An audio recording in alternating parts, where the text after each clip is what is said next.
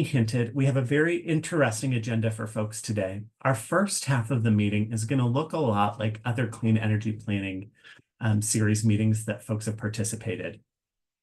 At about 10:15, we'll take a 15-minute recess and we'll come back for a facilitated listening circle. This unstructured time will allow folks to provide feedback or engage in dialogue on any topic that they would like. And we'll go through the ground rules as we get closer to that time. If you are looking to participate in today's meeting and you need Spanish or ASL interpretation services, please navigate to the interpretation at the bottom of your Zoom window and select ASL under Watch or Spanish under Audio. If the interpretation icon is missing, click the More icon, which is 3 dots in a circle. We're going to recommend that folks be on camera and in gallery view when we move to the group discussion later. It'll also be helpful if we engage in any conversations during the first part of this meeting. If you need any technical support, please reach out to TAG as part of the eSource facilitation team as the recipient and send your message, and he'll work one-on-one with you to get you connected to Zoom.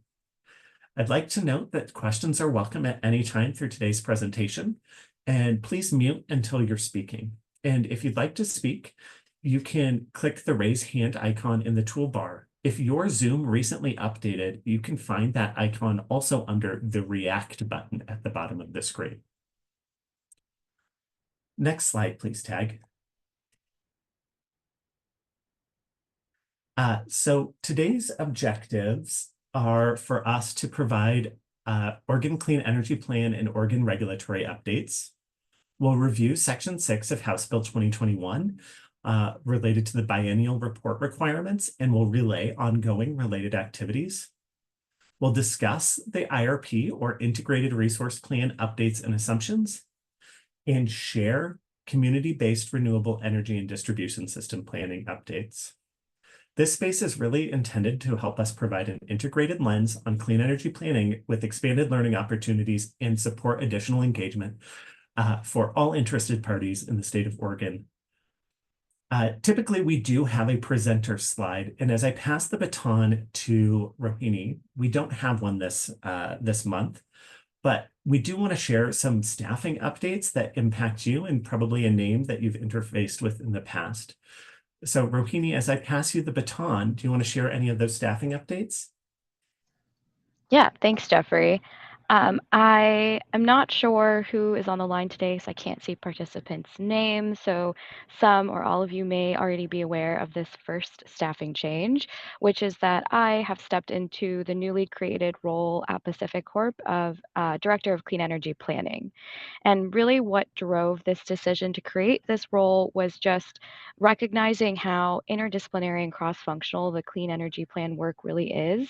And while we have really amazing experts across the company that are keyed in and dedicated to this work, we really needed, I think, to get a little bit more focused and organized so that there was kind of a central hub for our policy and strategy decisions being made for the company.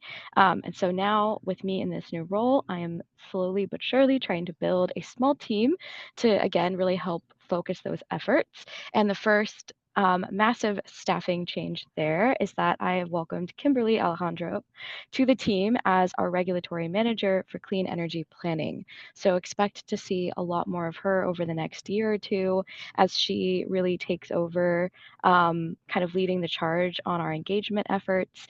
And I'm really, really excited to welcome her and her expertise to this team and to this work. And I think it is an invaluable addition. And I don't know if Kim, you were prepared to jump on camera and say hello?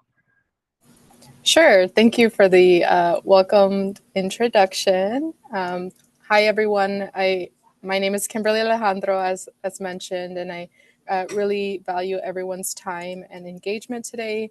I really look forward to working with a lot of you in different spaces across different times.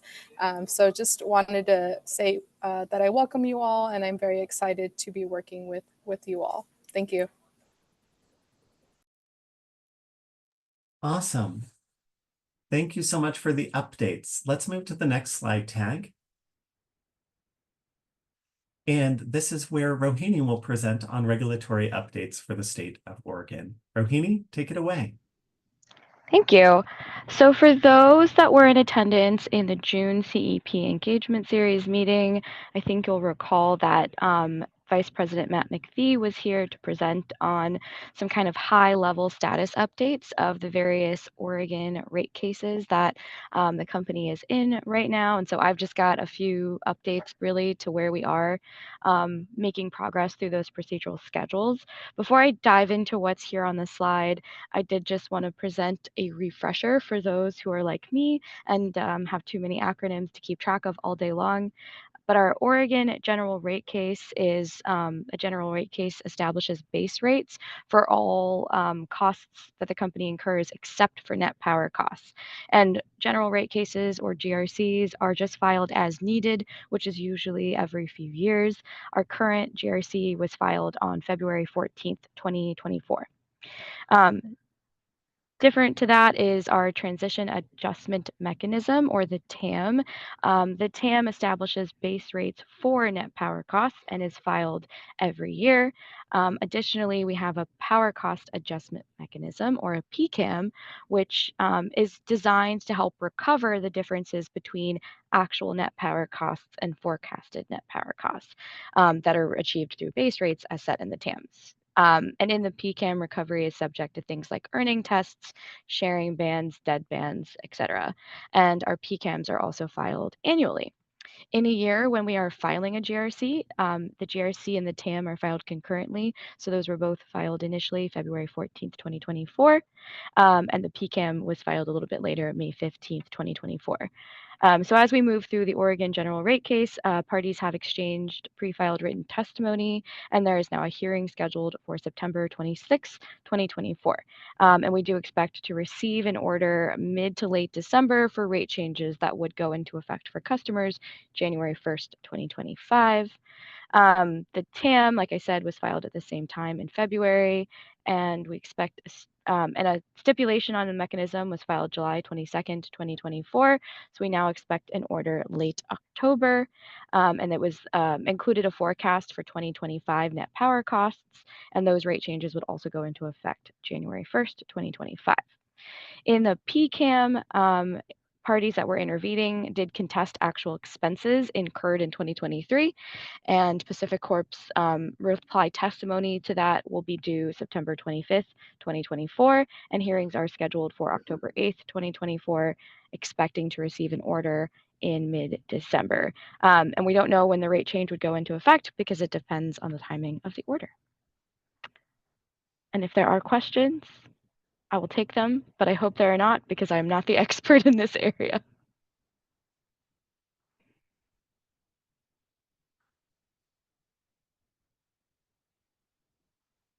Okay, hearing nothing and assuming that there are no questions, we can go ahead and move forward. So now I'm just going to switch to some clean energy plan updates specific to our 2023, our inaugural clean energy plan that was filed last year. So I think in June, we did briefly touch on updates in the ongoing docket with the Public Utilities Commission of Oregon, docket LC82. And this docket does encompass both our 2023 Integrated Resource Plan, or IRP, and our inaugural 2023 Clean Energy Plan, or CEP. And so both of those two different sort of filings or requirements were embedded into the same docket. So you'll recall that we originally filed our 2023 IRP March 31st, 2023, and then 2 months later filed our CEP in May 31st, 2023.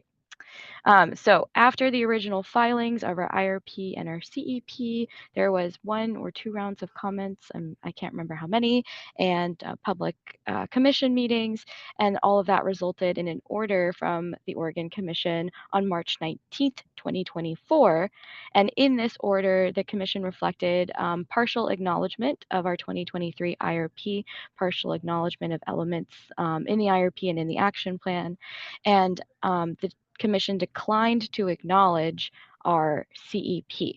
And one major factor that was really underpinning this decision by the Commission was that by the time this decision was being made, almost a year after our original CEP was filed, many of the realities and circumstances surrounding things that drive our action plan had changed drastically. And these were things to do with federal policy, the company's financial situation in regards to um, wildfire liabilities. And so all of these things really drove pretty drastic decisions that were different than what we initially envisioned in our action plan.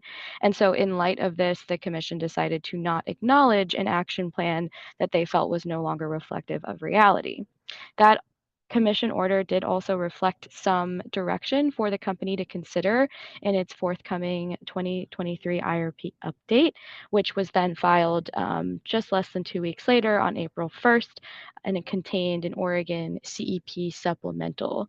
I will note that this supplemental filing was not a full recasting of the Clean Energy Plan. There just simply was not the time available to do that in the time that we had to do the update, but it did include kind of a recasting of emissions projections based on that determined preferred portfolio and presentation of several different types of policy levels, strategic decisions that could be made to help us reach our Oregon GHG goals by 2030. We then received staff and stakeholder comments June 14th, 2024. Pacific Corp submitted reply comments to those July 12th, 2024. And we had a special public meeting with the Commission, and that resulted in the latest order and decision that the Commission issued August 28th, 2024, order number 24-297, which will be linked on the next slide, where the Commission did find that Pacific Corp did not make continual progress in its clean energy plan. So go to the next slide to talk a little bit more about what that means.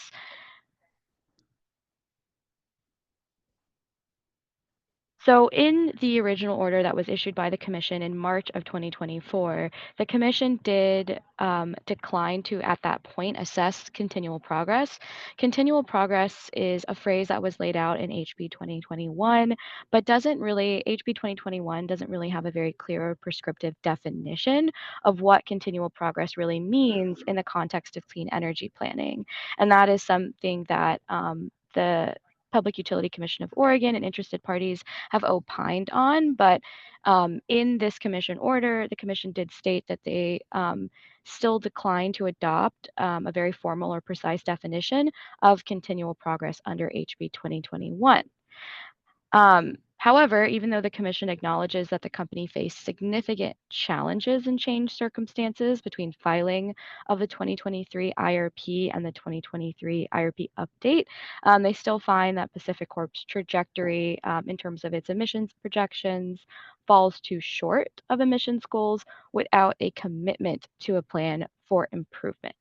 And so as a result of this commission decision, they directed staff to open a new docket intended to result in an order that Pacific Corp will issue a request for proposals or an RFP by a certain date.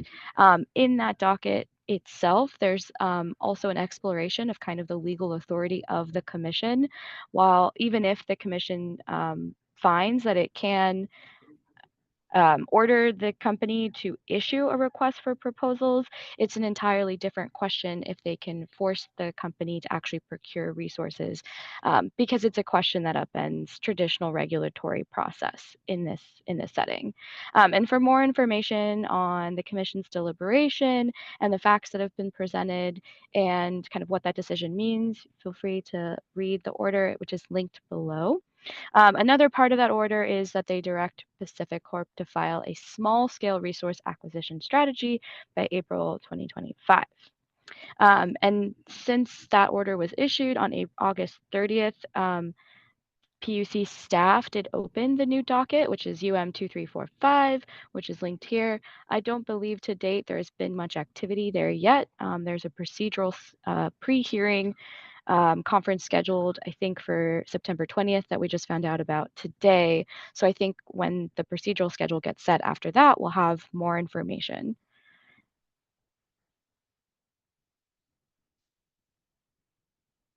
Any questions, comments?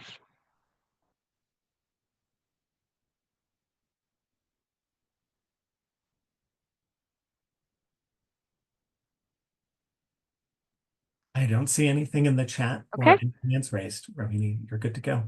Awesome. So we'll go to the next slide. So I've just got one more thing I want to cover kind of related to our CEP regulatory process. So during the development or the process of LC 82, we did receive order 24-073. I believe we received this this was part of the order we received early this year. And one of our conditions that was included in this order was that the Commission should direct Pacific Corp to work collaboratively with staff, stakeholders, peer utilities, environmental justice groups, and CBI-AGs in a dedicated working group to develop clear, actionable improvements to community and stakeholder engagement and subsequent IRPs slash CEPs by December 31st, 2024. So given this requirement and given that there is a deadline, I do think we plan to submit a report, probably within the same docket, to the Commission that outlines stakeholder feedback and input and some clear actionable commitments from the company to change and improve and grow its engagement process for 2025. I think this is a really great time to be doing this work as we jump into a new clean energy plan cycle. And I think between the IRP and the CEP experts within the company, I think we're doing a lot of work to really grow and expand kind of the impact of this rule. And so I think this is a really great opportunity for us to grow our engagement. And so I'm actually very excited to do this. As we have internally kind of thought about what it means to work collaboratively and what might be the best way to make sure we solicit feedback and input from kind of a wide range of participants in these groups. We've gone back and forth on a couple of ideas, and I did want to share them today and invite people on the line to share their feedback. You know, if you don't feel comfortable doing it in the chat, you feel free to email us at any time.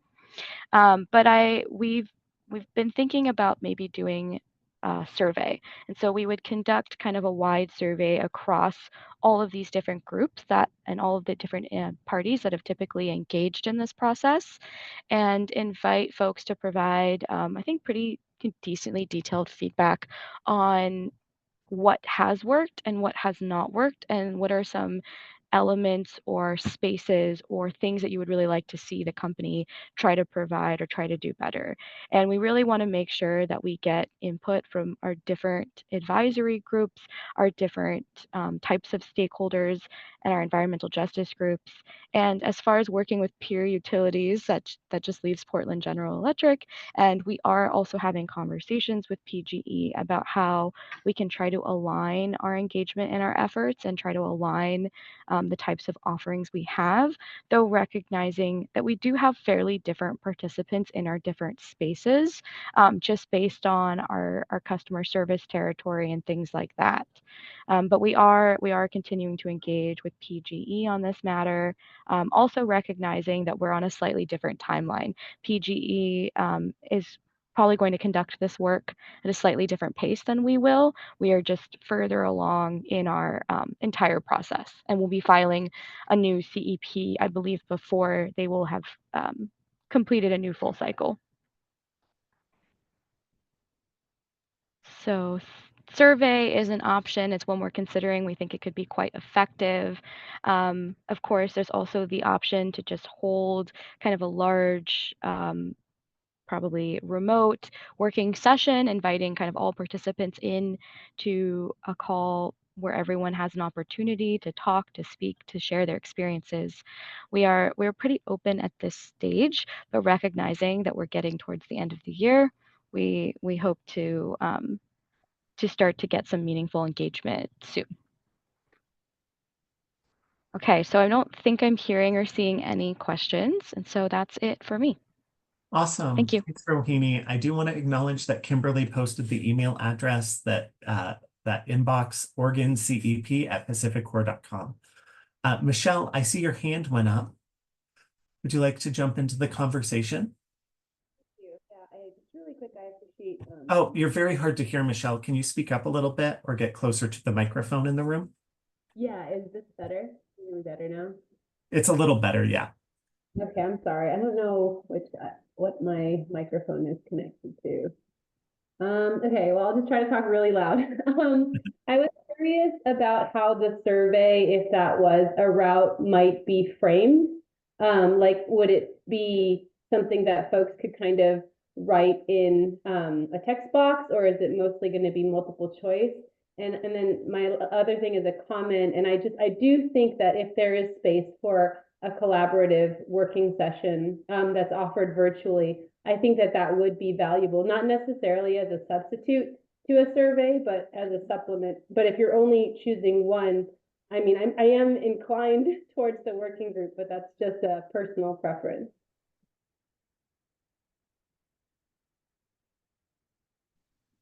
Thank you for your question, Michelle.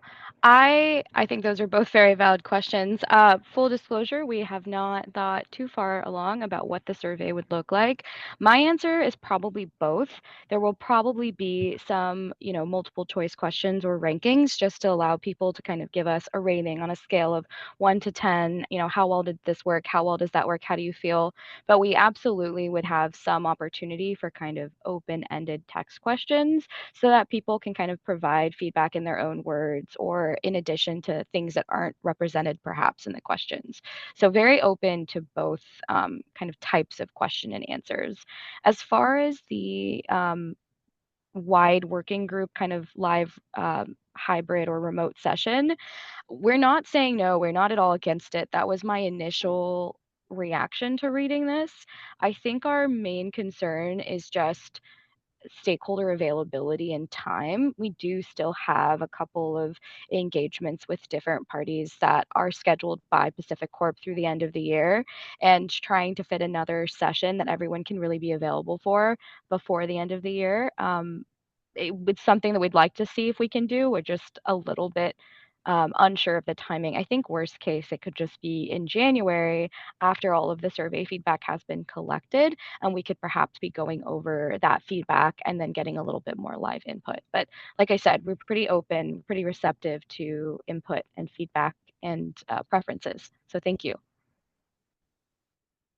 Thank you, Rohini. Thank you, Michelle. I see Sylvia's hand is raised. Sylvia, would you like to jump in? Sure, thank you. Thank you for the presentation. I agree with Michelle. I think it would be like the survey can give you helpful information, especially if it has space for, like people to write their thoughts, not so much only multiple choice.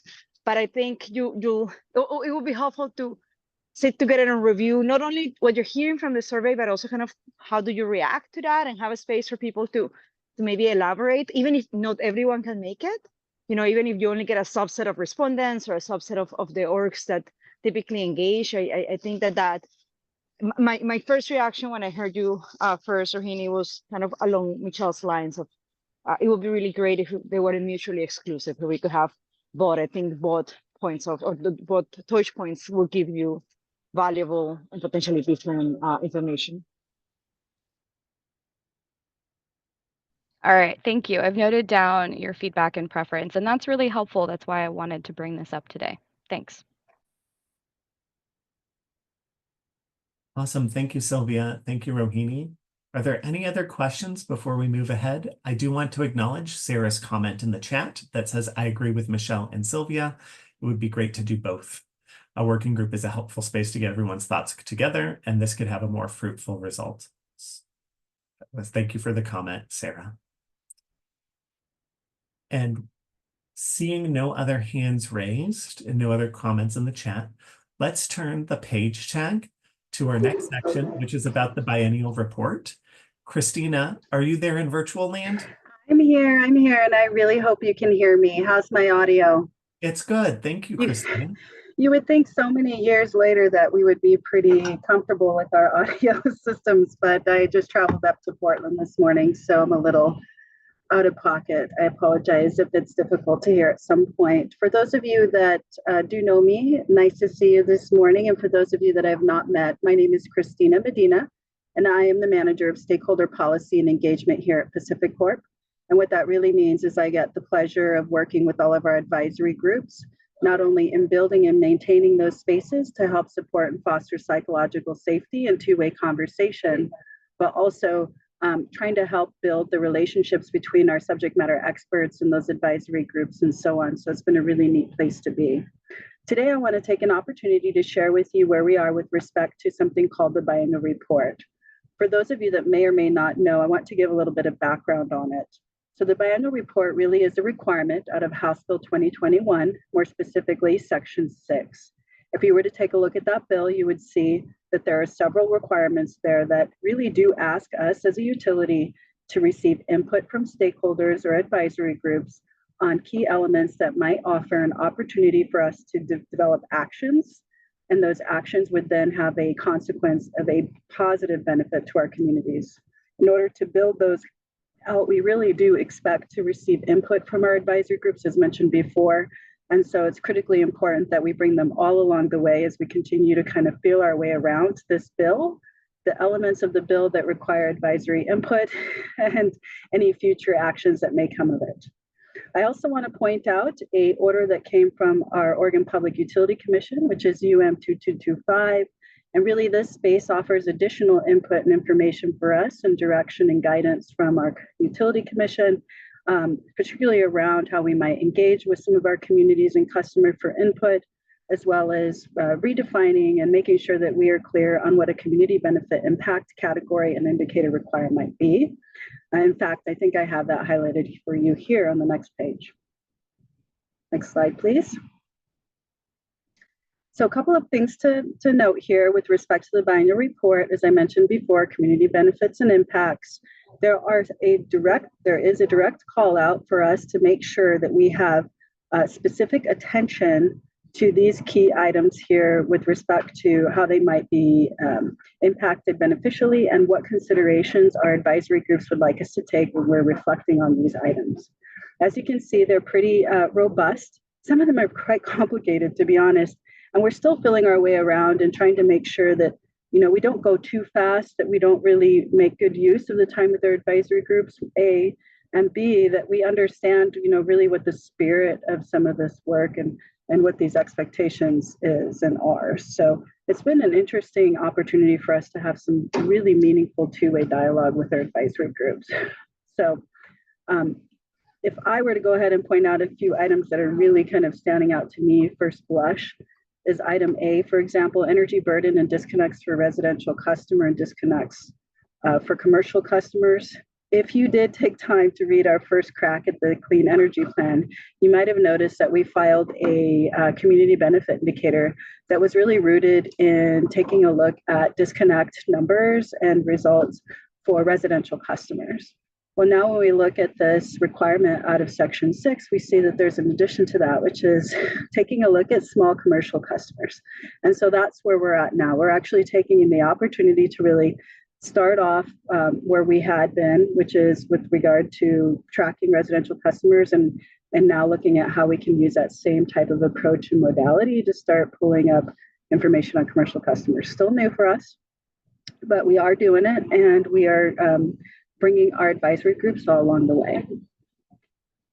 I'm not going to read through all of the requirements here, but we will be sharing the link. I think it was already embedded in the posting for this meeting. So if there are any questions, feel free to reach out. But again, this is already kind of posted publicly. So we'll go on to the next slide, please.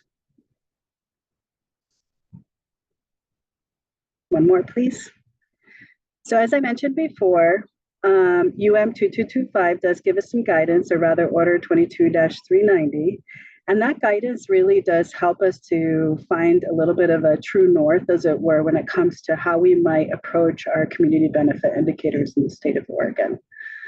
One key point that is really important to note is that there are 5 key categories that we must adopt benefit indicators within. And those topic areas include resilience, health and community well-being, environmental impact, energy equity, and economic impacts.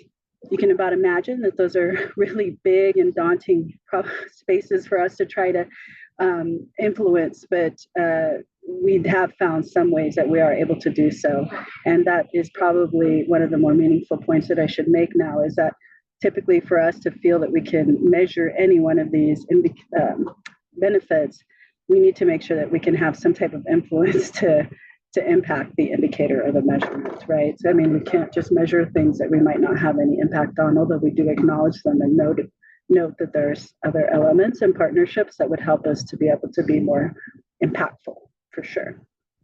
We also need to note that there are additional categories considering what type of metrics themselves they would be beyond the category, and that would be informational CBIs, community-based renewable energy, focused CBIs, and then portfolio CBIs. And the portfolio CBIs is really, really, I think, the area that sparks Rohini's interest for sure, but all of these CBIs are definitely a group effort where I'm working with Rohini to make sure that I understand what her vision is with respect to them, as well as some of you might have met Lee Elder, who's also helping to shepherd these along. So it's definitely a team effort here at PAC. Next slide, please. And again, just revisiting that we've kind of gone ahead and tried to make sure that we more simply keep our eye on the ball with respect to these indicators and how we track them. Now, if we were to take a quick look at what we had previously filed with respect to our community benefit impact opportunities, you would see that under energy equity, we started taking a look at energy burden indicators for household. For resiliency, we immediately started looking at outages and durations and checking those numbers because we were tracking them, and that could help to offer a baseline and some situational awareness for what our communities are experiencing. We also took a look at for health and community well-being, disconnect numbers and how that would impact our communities and customers, and took a look at whether or not there was a disproportionate number of disconnects happening in certain areas of maybe vulnerable populations or marginalized communities, the very least environmental justice communities. We also took a look at environmental impacts, what could be done with respect to renewable energy and emissions reduction. And then finally, we have the economic impacts category, which actually continues to grow, it seems, and that's the community-focused efforts and investments. That's a place where you're going to really see metrics around transportation electrification. We're going to see maybe some small-scale renewable type of things also intersecting, and you also start to see us take a look at, what does supplier diversity look like? What is the opportunity for us to track who we're hiring? Is there a way to be a more significant contributor to workforce training opportunities, et cetera? Next slide, please. And so I thought, as I get close to wrap here, that I just might kind of acknowledge a couple of things about the biennial report, and those are these. First of all, we want to make sure that we do a good job of acknowledging the advisory group members, both in our CBIG space as well as our tribal engagement space. For us at PAC, these are cherished relationships, ones that we hold the utmost respect for with regard to the people that are dedicating their time to really trying to meet us kind of in the middle and offer feedback so that we can do a better job at meeting them where they are. So it's an interesting kind of symbiotic relationship. And so we care about it deeply. And so going back to the biennial report, it's important that we make sure that we tell that story about how these spaces were formed, who sits in this space, who shares these spaces with us, and what are their stories that need to be told. So it's really important for us to attribute the work by a lot of the community-based organizations that are kind of represented in the spaces for consultation. So that's important. We also want to make sure that as an organization, we are sharing with our communities that we understand or at least see who they are. And that means, making sure that we have relevant demographic information, showing that we understand and recognize what an environmental justice community is and what that means with respect to the communities that we serve, and and whether or not most of our customers, which really they are, reside in environmental justice communities. So really kind of table setting. We also want to acknowledge that with respect to CBIs, that this is continuously going to be iterative, that our biennial report is just that. It's a report that will be filed every 2 years. We do not expect to have all the answers in our first report, nor do we expect to have all the actions detailed either, actions for outcomes. But are we trying to get there? Certainly we are, but we don't expect to have all the actions outlined, and that's for good reason. If you're really trying to develop a two-way relationship, and we're trying to teach people that traditionally or historically have never gone to frontline communities for input on decision making, or at least informed input for their own decision making, there's a learning curve that happens there, and it just takes time and frankly some grace to get through.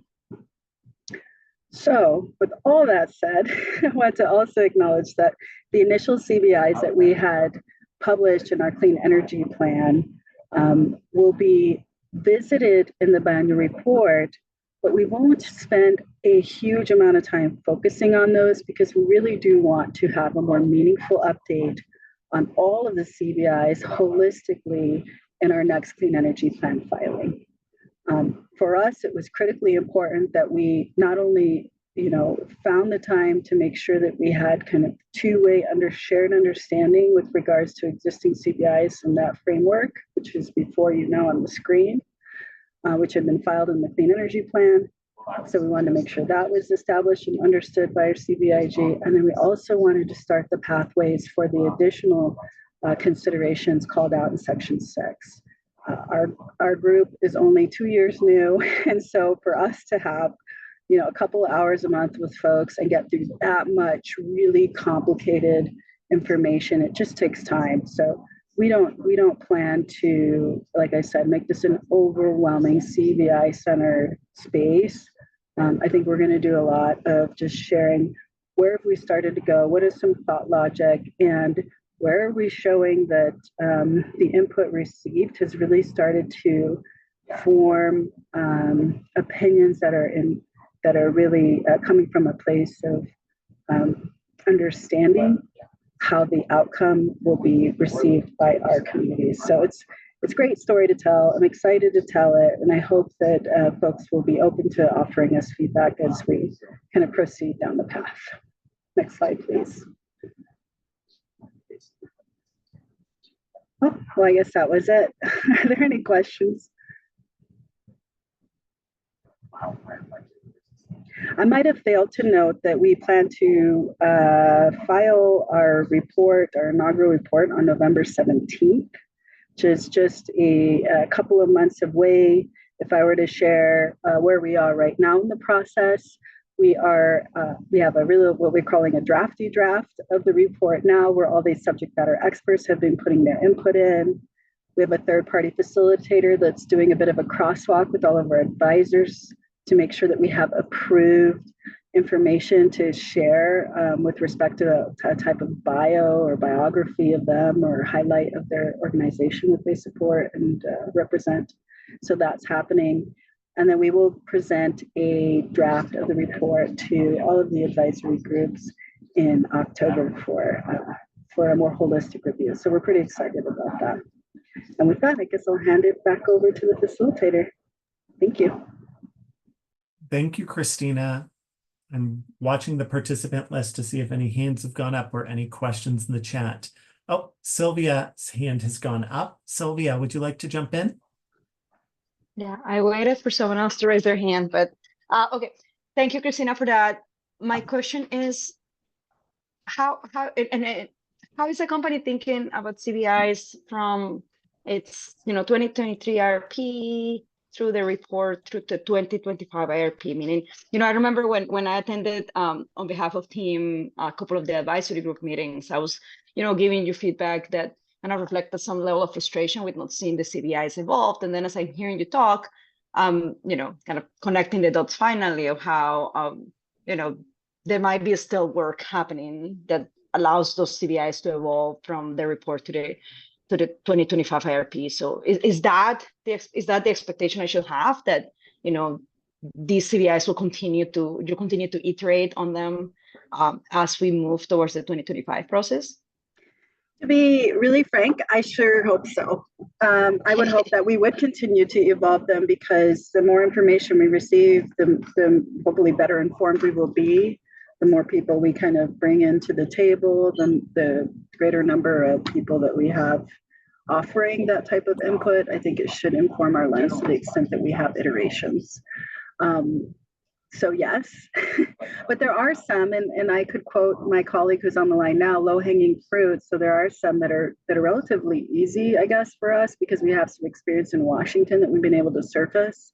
You know, things like, I mean, we're looking here at the screen now, the economic indicator around public charging, for example. That's a simple math exercise, right? But then when we're talking about whether or not we can affect other things, it takes a greater number of partners and even access to data that we don't always have access to. I mean, we're just starting to see kind of the energy burden assessment data, for example, which is very rich. I'm personally excited about it because we've got a lot of data related to energy burden and tribes. So how can we use that information to be informed and to influence our decisions there? I think great things are going to come from that for sure. But to answer your question, I can't entirely do so. I'm going to ask Rohini, who is keeping her eye on those targets, as well as Lee, if you have any additional thoughts that you might want to share with respect to Sylvia's question. Rohini, Lee, would you like to chime in? I'll offer up something. I mean, I totally agree with Christina. I mean, we're going to keep iterating on these. CBIs are never truly final.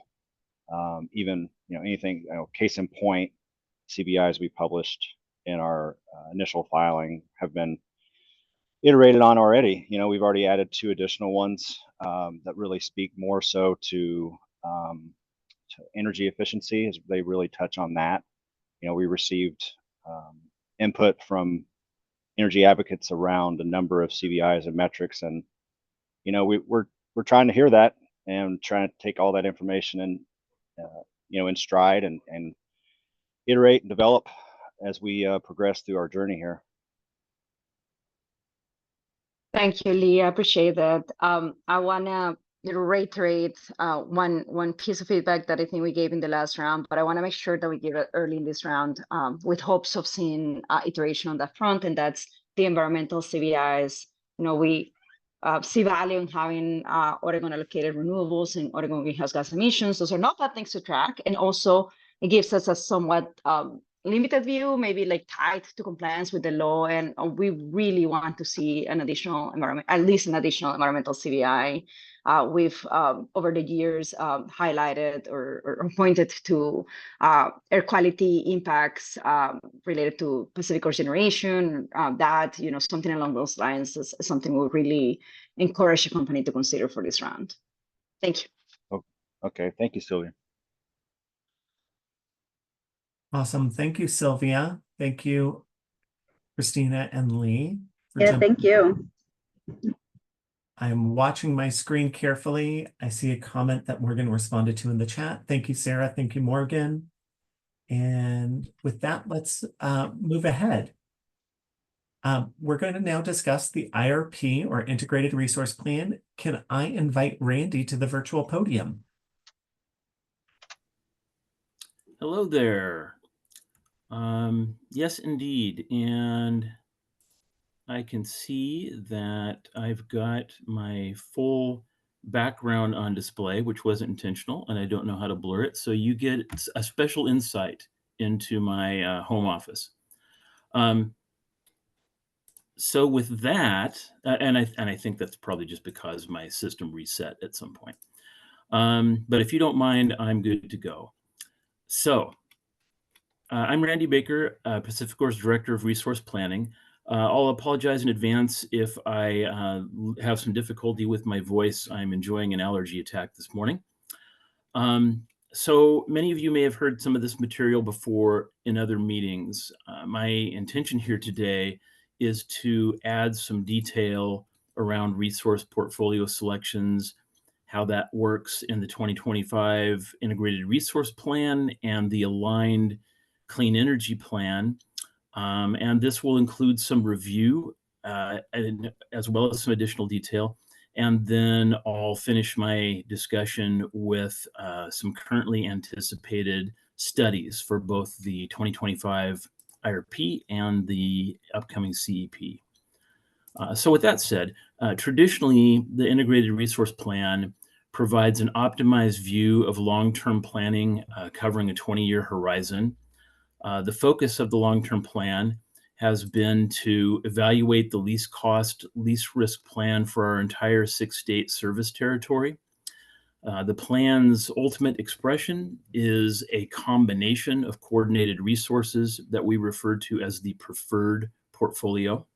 So for example, let's say that the preferred portfolio of resources includes 500 megawatts of new wind and 500 megawatts of new solar energy added to the system at the best locations and in the most effective years. It is the IRP modeling that determines when, where, how much, and what type of resources to add given our forecasts of energy need, energy prices, etc., across the long-term future. PacifiCorp's Clean Energy Plan for Oregon uses the same modeling tools, but focuses more directly on meeting Oregon's planning needs. In our first Clean Energy Plan for Oregon, our approach was to first establish the resource plan for the entire system, and then evaluate additional resources that would be needed to layer onto Oregon's House Bill 2021 requirements and other legislated objectives. At the time, this approach made a lot of sense to us because the overall direction of PacifiCorp's 6-state system and the Oregon's Clean Energy Plan objectives aligned very closely. There was a possibility that no additional resources would be needed for Oregon, depending on the system level outcome for the states. This strategy has evolved, however, and instead of layering on resources to an already determined preferred portfolio, our approach is now to determine the optimal portfolio for each state, and then to integrate the results into a final preferred portfolio for everyone. And to clarify, when I say a portfolio for each state, some of the states are aligned currently in their constraints and requirements. Those can be run as one portfolio. And then we've got Oregon and notably Washington that have their very own initial portfolio. They all get integrated into the final. So each initial portfolio is an optimal view of the entire system for the state or states to which it applies. And when the portfolios are integrated, resources that were selected by multiple states are shared by those states. As you can see on this slide, Oregon has particular constraints and requirements that differ from other states. We've got primary categories. If you look at the most indented section under Oregon constraints, we have provisions coming from the Clean Energy Plan, of course, and emissions compliance relevant to HB 2021. We also have the Oregon small scale resource requirement, and it's noted here that those resources need to be of 20 megawatts or less in size to qualify as small scale. And then we have the renewable portfolio standards or RPS requirements. And so all of the initial state runs, currently we're planning 3. We've got Oregon, we've got Washington, and then we've got the collection of other states that currently are broadly aligned. We integrate those, and the final integrated preferred portfolio will then meet all state compliance requirements and will also honor each state's optimal selections. So high level, that's the scheme. If we can move to the next slide, please. Thank you. So for the 2025 IRP, starting at left in the diagram, there are fundamental model setups describing 5 price policy scenarios. And those are called price policy scenarios because it's got 2 components. We're looking at the natural gas prices that affect what energy costs and what it's worth. And then we have the second component, which is a proxy for legislation that would tend to depress emissions of CO2. So each portfolio will be evaluated for cost and risk amongst 3 natural gas price scenarios, low, medium, and high. And when you look at those colored boxes toward the left, you'll see MM, HH, LN. The first letter of each 2-letter set is either the low, L, medium, M, or H, high, representing the natural gas price. And then the second letter represents one of 3 CO2 proxy price scenarios, either 0 additional CO2 costs for emitting resources. R stands for a regulatory mandated level of CO2 costs, and high is a forecast of what could be a high cost for emissions. There's an additional emission scenario that evaluates performance assuming a price signal that aligns with the social cost of greenhouse gases, or SCGHG. We put that in there per Washington requirements, but it's shown here as the SC price policy scenario.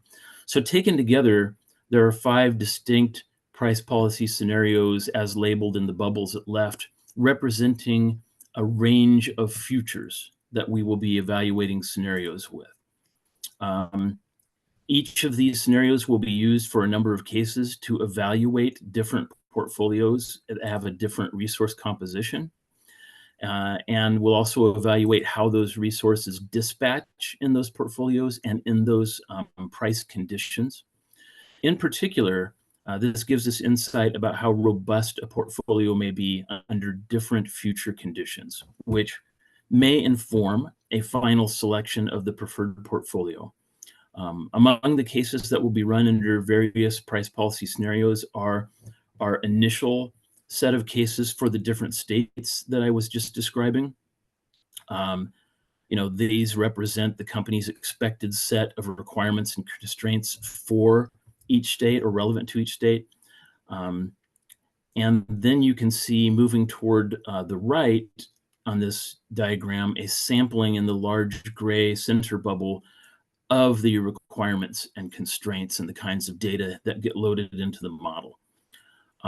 Alternative assumptions, such as variants that assume no new gas resources can be built or no climate change considerations are made. Those are alternative assumptions, creating differences in those same inputs. Each model run produces a set of outputs, including the portfolio itself, which resources were selected. And that means that it'll also contain information on possible retirements, the conversion potentially of coal plants to gas to run on gas energy. Carbon capture and sequestration technology is also an option that can be selected. Demand side resources, supply side proxy resources of all the kinds that we model in the IRP. Those are all examples. Also included are endogenously selected transmission options, market purchases and sales, emissions output, reliability metrics, and of course, the portfolio cost itself. Taken as a whole with the given dispatch, we take the math of the model and it tells us what the cost ends up being. And endogenous, by the way, just means that it is answered within the math of the model. It's not something that we add or manipulate. It's happening internal to the model. The model's making those selections. So regarding the outputs in the gray box at right, we are committed in the 2025 IRP and the upcoming CEP to building on the reporting improvements and transparency that we achieved in the 2023 IRP. Something that I'll highlight that is new to this diagram, if there are folks who haven't seen it before, is we've added a note about granularity adjustments and reliability adjustments toward the bottom middle in the white area with the arrows that are circulating between those 2 gray boxes. In each study, we include a process of integrating our short-term detailed model results back into our long-term modeling inputs through the use of granularity and reliability adjustments. Both of those adjustments are mathematically dictated by the short-term model outcomes. I won't go into much detail here, but the reason for the granularity adjustment is that the short-term model has a tighter granularity and greater accuracy, and is the model that establishes the relative value of each resource to the system. We give that information back to the long-term model so that it can make better decisions. The reliability adjustment is simply the shortfalls that emerge in the short-term model, such as energy not served. And those shortfalls are also given back to the long-term model to meet that additional requirement that it missed out on in the first case. Whew. Let's move to the next slide, please. So as just discussed, the same tools and processes that serve the IRP also serve the modeling in the Clean Energy Plan. And this slide illustrates how the initial portfolios are developed and integrated. So starting at the left, we've got Oregon has its own initial portfolio. Washington has its own initial portfolio. At this time, we anticipate that California, Idaho, Utah, and Wyoming will collectively have their portfolio. We apply a relevant price policy scenario to those three portfolio branches. We run those inputs through the math of the long-term planning model in Plexos. You've got this circular motion of arrows here, which again represents the iterative granularity and reliability adjustments interacting between the long-term and short-term models. You end up with a short-term outcome that has a completed portfolio and dispatch and all the information needed for reporting. We integrate those as previously described, taking each of the three initial portfolios selections and sharing those that they have in common, and de facto assigning those that they do not have in common to the states that want those resources. And as noted here, the integrated portfolio therefore maintains the selection of resources for a state, based on its portfolio selections. And the gray box toward the right describes some of the key outputs that you will be able to see in the IRP document itself. And there's a lot more detail that we provide later on a data disk and for reporting. That will be true, I expect, for both the IRP and the CEP. And then following on that, we can perform some estimate of what state resource allocations might look like. And I say might here because the IRP is a high-level 20-year proxy-based plan. Subsequent to the IRP, there are procurement processes that take place where we actually go out and examine the market or interact with opportunities, and things can and will change in terms of the exact resources, locations, what's available, what the costs are. And so anything that we do that is based on allocations in the IRP process and presumably in the CEP are up to a point estimates or speculative. And let's go to the last slide.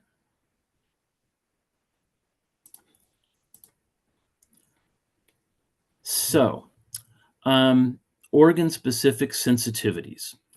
Let me start with the 2025 IRP because as a baseline, it will include the initial studies that I described that cover the state-specific policies and constraints that will be integrated into the final preferred portfolio. Point 2 under this, there will be variant studies that are eligible for consideration to be the preferred portfolio. Some examples of that, we will be running variant studies that don't allow for any new natural gas resource selections. We'll have another study that requires all coal to retire by 2032.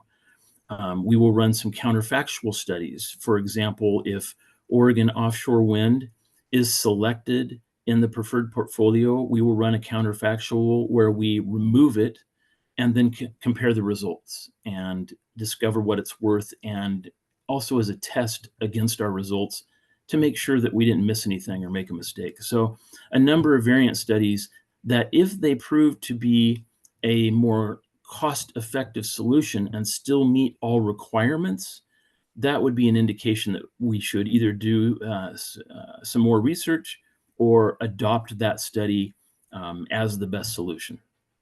And that has occasionally happened, usually to a very small margin of cost and risk, but that has happened in the past. We also will have portfolio sensitivities. Well, right now we're planning on sensitivities involving large meter load growth that complies with state requirements, high and low private generation adoption, high and low load growth. We've got a host of sensitivities that we commonly perform. We anticipate doing those again. And there are also additional sensitivities in the 2025 IRP that are related to requirements belonging to various states. We plan to have a CBRE study. We plan to have a high customer preference study for Oregon and also one for Utah, a high and low adoption case for the IRA and IIJA federal legislation options. And I won't get into those, just want to flag that we plan on having some additional studies, etc. So moving to the second bullet, the 2025 Clean Energy Plan will include some Oregon-specific sensitivities. For example, we'll have one where we do not include the small-scale renewable requirement. So by default, we have to include that. It's required, but we do a study without it, which will establish essentially the costs/benefits of the addition of the small scale versus if you ran the system without it. And it'll give us a sense of, the trending value. Is more or less of it, of greater value to customers in terms of economics? And then what does it do to emissions to have those small scale? How does it impact transmission selections if you've got that small scale versus if you don't have it? So that assessment will be made. We expect to have a community-based renewable energy evaluation study. We had that last time in our first CEP. I expect we'll have that again. We'll run studies noted here with no nuclear resources and no future technologies, which we call our non-emitting peakers and future clean alternative fuel assumptions. I'll note that those are both part of the 2025 IRP suite of studies, but are, I think, pretty relevant to the CEP as well. And that takes us down to E under the second bullet, which just says other. And the intent here is just to call out that this list isn't completely and finally set yet. At least for the next 2 weeks, we are open to additional study suggestions for the 2025 IRP. We've received many over the last many months, and we will remain open to suggestions for the CEP, depending on the timing of the CEP filing. And I believe that is what I have for you today. Are there any questions?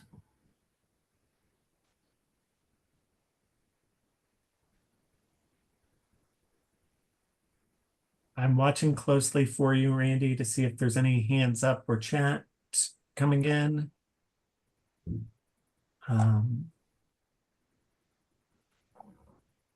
I don't see anything. Thank you so much for the time this morning, Randy. Thank you. Okay, let's jump to our CBRE update. Brian, you came off mute, joined on camera. Welcome to the virtual stage. Hey, my name is Ryan Harvey. I'm a program manager here. I've come before you many times speaking about community-based renewable energy, and I am happy to have good news to share today. Our filing for approval of Pacific Power's community-based renewable energy resilience hub pilot was submitted on July 30th of this very year. So prior to what we hope is an enthusiastic and timely thumbs up about that pilot, we are advancing our thoughts on an outreach strategy as well as intake procedures. And the intent is to be prepared on day one of what we hope will be the approval of our CBRE RH pilot. You're going to hear a little bit more about the outreach development and the advancement of our thinking on that from Ian Hugendam, my colleague, in just a little bit. But I do have a few slides that also address that. So first, what you see before you, a quick review, if you have been with us before, of the three components of our CBRE RH pilot. Recall perhaps that the RH refers to resilience hubs. We see the definition of a CBRE as quite broad, and with this pilot, we attempt to really hone in on a specific subset of CBRE projects that we believe would best address the needs and desires of communities as they attempt to enhance resilience. So the first of the three components that you see is the continuation of technical feasibility studies for communities who are just getting started thinking about a resilience hub in their community. The second category, this component there, is to support and to lift up projects that are already in flight and who have received some sort of funding. So those are projects that are a little bit further along on the track, so to speak. The attempt here is to reach communities where they currently sit or stand, because we know that different folks are in different places as far as advancement goes. We want to try to assist and advance projects of all types. And then the third component, which you may have heard me speak of before, is the pathway for the provision of some funding, either direct or in-kind contributions that would support an effort of submission for grant funding elsewhere, likely federal funding, but we're open to supporting communities as they seek some of the money that is available for projects like these out in the larger world. All right, so I'm excited to share the next few slides with you. In June, which was the last time that we all met, I had shared a very targeted opportunity for stakeholders to provide some input. We knew that we would be doing an awful lot of thinking in these summer months about a few key aspects of our approach to advancing community-based renewable energy projects within this pilot being proposed, and we've been, needing with a K in the feedback of these engagement groups. We knew that was going to be really important. I use that verb. I keep thinking of this as sort of the baking of bread. The ingredients need to be pretty smoothly integrated and not sprinkled on top as an afterthought. So we knew timing for input was going to be key, and I wanted to share some of that feedback that we received. So the column on the left summarizes some of the great feedback that we got about specifically about the resilience metrics. And again, I don't want to steal too much of Ian's thunder. He's coming directly after me, but he has a lot of thunder, so I'm just going to grab a little of it. What you see on the left, those have already actually been incorporated into the way that we're measuring what we call, the relative vulnerability of a community. And so, obviously Ian was speaking. He'll be speaking a little bit more about that. The column on the right are actually additional suggestions that we received. They don't necessarily all specifically relate to the resilience metrics, but they're rather thoughtful feedback that we're also taking in. And then the final slide that I have for you today illustrates some other feedback that we received related to an additional topic that we've been thinking a lot about. which is how we would track and report out progress of this CBRE RH pilot as it relates to, one of our resilience CBIs in that peachy sort of box there. Christina had talked a little earlier this morning about the CBRE focused CBIs. And so the bulleted metrics that you see there have been proposed by stakeholders, and they closely line up with what we have been considering internally, which to me is a signal that, that this iterative development of the pilot alongside our engagement groups, including this one, has worked. The fact that we all seem to be seeing eye to eye on the pilot, and and we want to see the same outcomes, I think is a testament to the continued engagement of all of you on the call today. And actually, if I may be so bold, I would like to call out Sylvia and Alma, who I believe, well, I know Sylvia is, both on the call, because those are two individuals who, in my opinion, have gone above and beyond in partnership with us and this process. But I do want to thank all of you truly for your participation today, but also through this, the entire process of this this pilot development. I'm excited to come to you the next time with the green light already having been lit, and us moving forward with this pilot to advance these projects in our communities. But this is all I had for you today. Thank you much. Awesome. Thank you, Ryan. I'm watching closely on the chat and the participants list to see if there are any questions.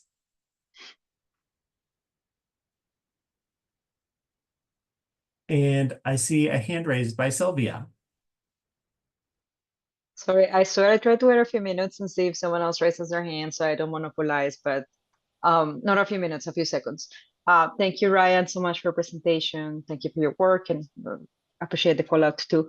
My question is, in the last slide you had, can you move to the last slide, please, so I can try to go by my memory, but my memory is failing. There's something, yes, thank you. The high fire consequence areas. I know one of the pieces of feedback that actually originated is with Alessandra de la Torre, so credit where credit is due, was, is PAC tracking this work with the PSPS zones, the public safety power shut-off zones. Would that capture that interaction and that concern about those specific areas that have seen actually quite a bit of PSPSs this year? My short answer is yes. But my true answer to you is that you should wait about 3 minutes, and then my colleague Ian will be able to, to expound upon this question with a lot more detail. Wonderful, thank you so much. And then my second question is, I know there was a conversation, maybe an evolving conversation about how big this pilot may be money-wise, like pot of money. Do you have a sense right now where the conversation has landed? Yes, I think that the last time that I spoke with you, well, all of you, not just you, Sylvia, we were around, we were in the ballpark of just around or slightly under $2 million. What we asked for approval of is actually $4 million. We would, so it's hard to know exactly what will be, but that's where we stand as of this very moment. Thank you. I appreciate those updates, Ryan, and I appreciate your work and like your willingness to talk to us and listen to us throughout this process. Yeah, thank you. Awesome. Thank you, Sylvia. Thank you, Ryan. Any other questions from the group? Okay, well, why don't we invite Ian up to the virtual stage as he will be answering part of Sylvia's question in this next section. Ian, are you there? Yeah, I'm here. Awesome, welcome. Hi. Hi, so hey everyone, I'm Ian Hugendam. I'm the manager of the distribution system planning team.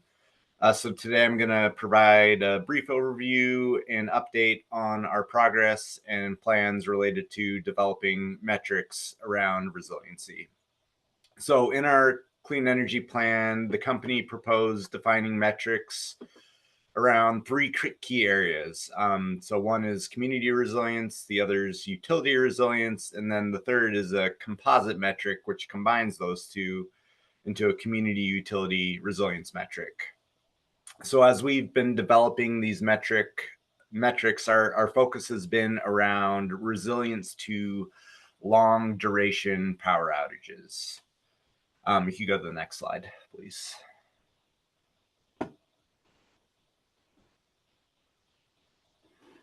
So here are the components of our resilience metrics. So for the community, the social vulnerability to long duration power outages, we've been thinking about these vulnerabilities in three different ways. So one is around vulnerabilities to health. So things like vulnerability to temperature extremes and customers that have electric dependent medical equipment in their homes.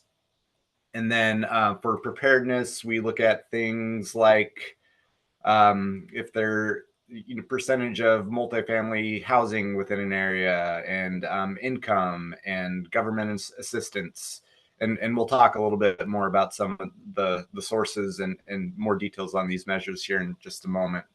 And then for evacuation, we consider things that measure intent to evacuate and then also barriers to evacuation. And then for the utility resilience, we're really, as I mentioned, primarily focused on outage duration. And then so for the community utility resilience composite metric, we look at how each of the census block groups that we serve rank relative to each other, and then how they also for the utility side, so the reliability measures, and then the social vulnerabilities, the same thing, and we multiply those, and that gets us to a measure that focuses on areas that have the highest social vulnerabilities and the relatively worst historical reliability experienced in that area. So go to the next slide, please. So here are some of the measures and data sources behind each of those three social vulnerability categories. So for health, as I mentioned, there's some focus on temperature vulnerabilities. So things that indicate higher temperature vulnerabilities include younger and older populations. So populations over 65 and then populations under 5. And there are some health conditions as well that indicate higher vulnerabilities to temperature extremes. Those include rate of diagnosed diabetes, chronic heart disease, and asthma. And then we also are using utility data in this category. So we have indication in our customer account model that says if a customer has electrically dependent medical equipment, and then to kind of go along with those temperature extremes, we calculate how the climate in each of the census block groups that we serve, and then we're pulling data from OSU's PRISM system to calculate those measures for each of our census block groups. And then for preparedness, we're looking at vulnerabilities that indicate that you may be less prepared for an outage. And so we're looking at education, housing and occupancy characteristics. So as I mentioned before, multifamily housing is part of that. And then household income is also a part of that. We are looking at households that receive SNAP benefits, We also have utility data that indicates if a customer has a language barrier. So we're considering that as well. And then for evacuation, some of the measures that indicate intent to evacuate include larger household sizes. And then some of the barriers include access to vehicles. Income is also included in this category. And then we consider proximity to emergency shelters. So we're looking at two different data sources for that. One is the National Shelter System, which is a database that FEMA and Red Cross manage. And then we also have community resource centers that we've established relationships through our wildfire mitigation plan. And so we look at the proximity of a census block group to one of those sites, and if the more sites that are within a 5-mile radius, we rank those lower in terms of vulnerabilities. Next slide, please. So we're also bringing in a data from the EJ40 disadvantaged communities. So we know which census block groups have met one of those criteria as defined by EJ40. Some of the metrics that we use in our health vulnerabilities are also used within the EJ40 data set. So as you can see on that screenshot on the right from the EJ40 map, asthma, diabetes, heart disease is all considered for their health category. We also use those. Next slide, please. So here is an update to the map that we showed you in June. On the map on the right shows how the census block groups in the areas that we serve rank for community vulnerabilities to long duration power outages. And then the map on the right is showing the composite metric. So this is combining that community vulnerability with utility reliability and multiplying those two. So the shading is lighter on that right side because it's typically not going to be, you have the worst reliability and the worst community vulnerability. There's you could see a lot of these areas rank much better in community utility resilience score because they have experienced relatively good reliability compared to some of our other areas. And the outlines for these census block groups, those block groups that are outlined indicate that they are part of EJ40 disadvantaged communities. And as Ryan was mentioning, we do account for fire high consequence areas as we're evaluating these different communities. We can overlay our fire high consequence areas on the same map and get an idea as to what may be driving some of the poor reliability performance in some of these areas. And we could get the outage history and see, if they have been affected by enhanced fire settings on relays or PSPS events, or some of the new policies we have around de-energizing because of encroachment of fires near our assets. Next slide, please. So finally, this is just kind of showing how we can use this map to identify opportunities to develop or work with facilities to develop resilience hubs. So we can overlay the database that FEMA and Red Cross puts together. That's the National Shelter System. And then we could also bring in the locations of our community resource centers.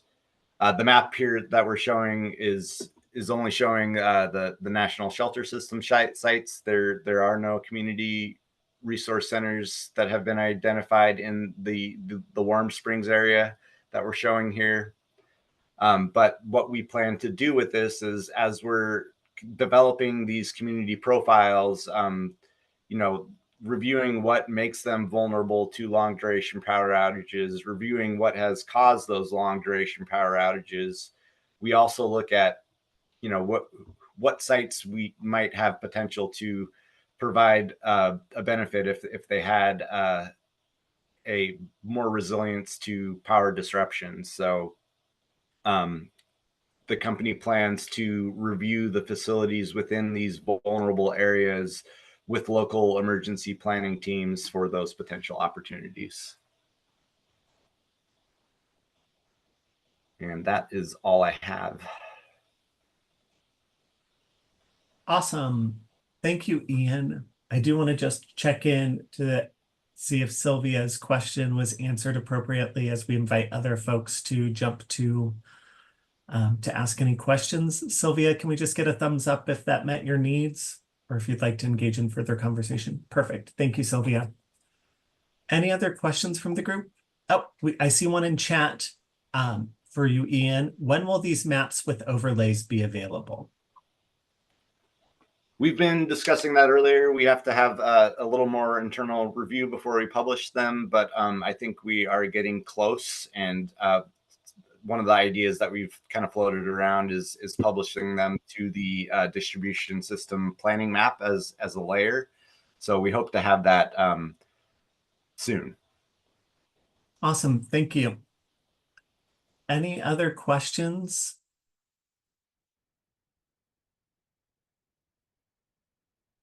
Okay. I do not see any others. Thank you, Ian. Let's jump to the next slide, please, Tag. So before we move into the unstructured section, for folks that are unable to participate in that, is there any public comment that folks would like to share?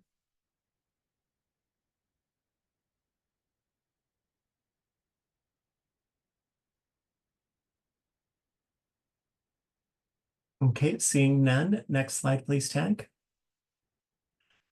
So we do want to highlight some upcoming clean energy planning resources and upcoming engagements. So obviously the Clean Energy Plan webpage is kept up to date. The link is available on the left-hand side of the screen there. And you can send any comments or questions to OregonCEP@pacificcore.com. And then upcoming and engagement opportunities include the Community Benefit and Impacts Advisory Group, or CBIAG, which will take place online on September 19th. And the Clean Energy Plan Engagement Series for Oregon Tribal Nations Meeting, which will take place hybrid on September 27th. Next slide, please, Tag. So we're going to take a 15-minute break, which will bring us back at 10:45. After the break, we'll review sort of the framework for our discussion for sort of this unstructured listening circle. So can you please pop up a 15-minute timer, and we'll give folks a slight break.